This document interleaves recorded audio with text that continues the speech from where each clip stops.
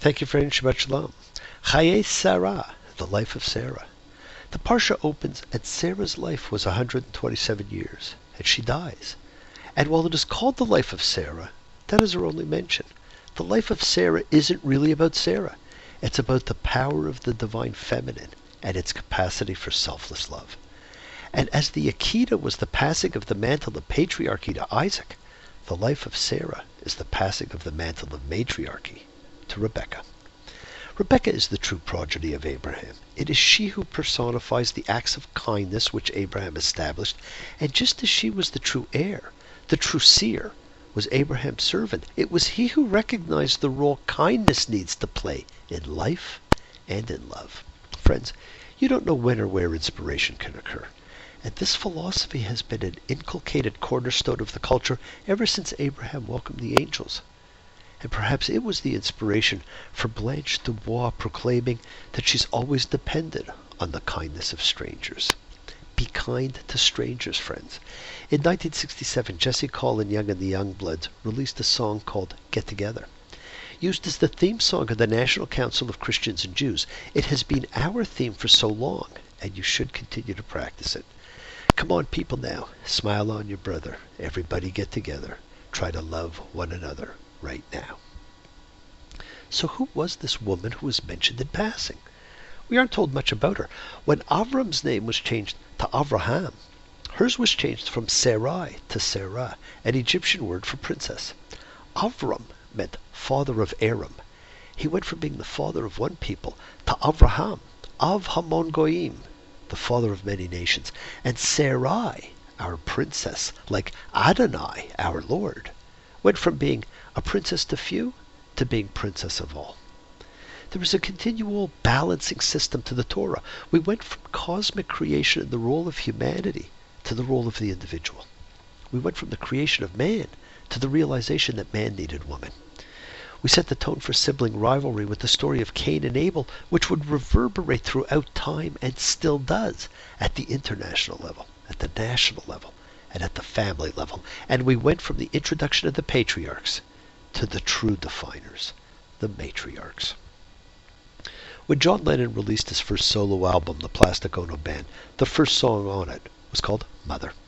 Mother, you had me, I never had you. I wanted you, but you didn't want me. So I gotta tell you, goodbye.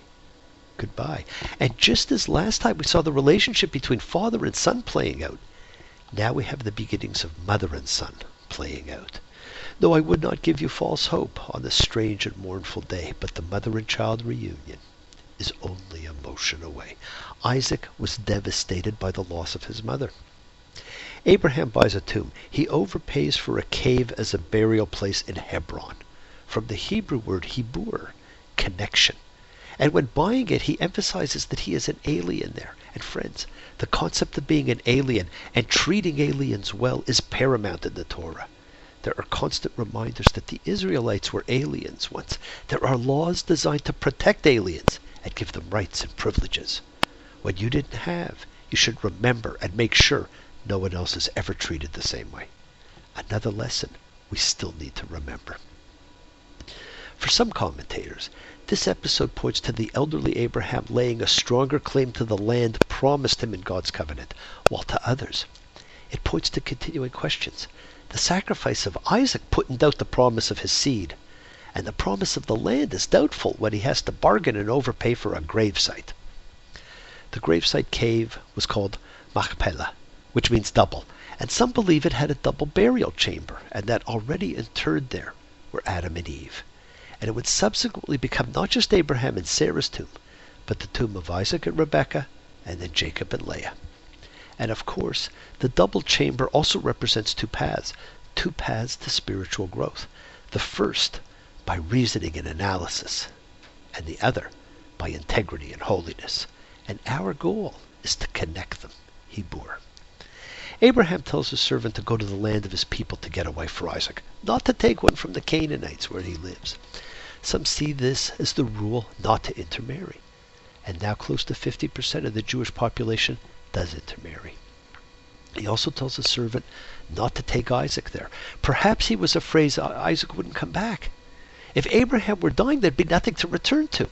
And perhaps God's covenant with Abraham wouldn't mean as much to the man who was going to be sacrificed.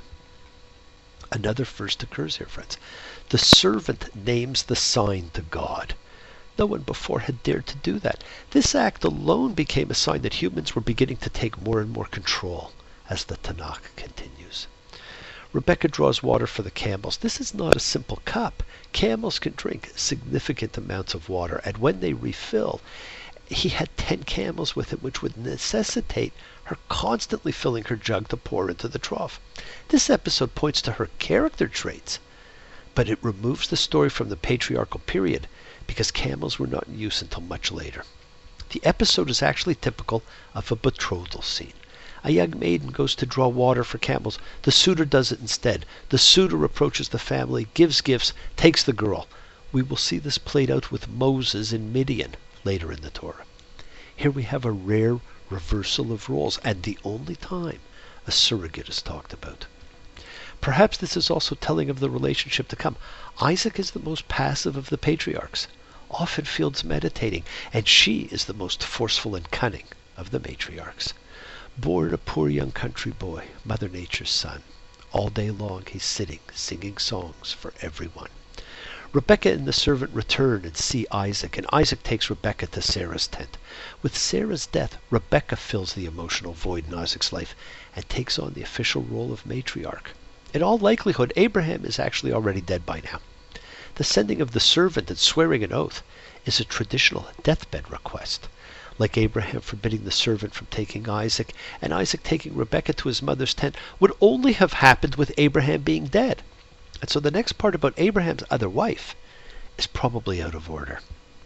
And here the most interesting ignored person in the Torah is only barely mentioned, Keturah, the mother of the Midianites among many other nations. And Rashi thought she was actually Hagar. But other great sages disagreed. Abraham leaves everything to Isaac. But we are told he gives gifts to the children of his other wife and sends them away. He dies, and Isaac and Ishmael come together to bury him. I wonder how many kids today, left nothing, would come together with the heir to bury their father. There's so many interesting twists here. Isaac lived at Lahairoi, which is where Hagar was first told she would give birth to Ishmael. And it is here Isaac lives his life with everything that Ishmael didn't get. Ishmael was 137 when he dies, having fathered 12 chieftains, and we are told he died facing his brothers. Kind of makes you wonder if maybe Keturah and Hagar were one and the same. This Torah portion is a continuation and reinforcement of the lessons of being kind. Every Torah portion can be about different things to different people at different times. But at their essence is one commonality, and that too is different for everyone. Inspiration. What inspires you? Come on, people, now. Smile on your brother. Everybody get together. Try to love one another right now. Shabbat Shalom.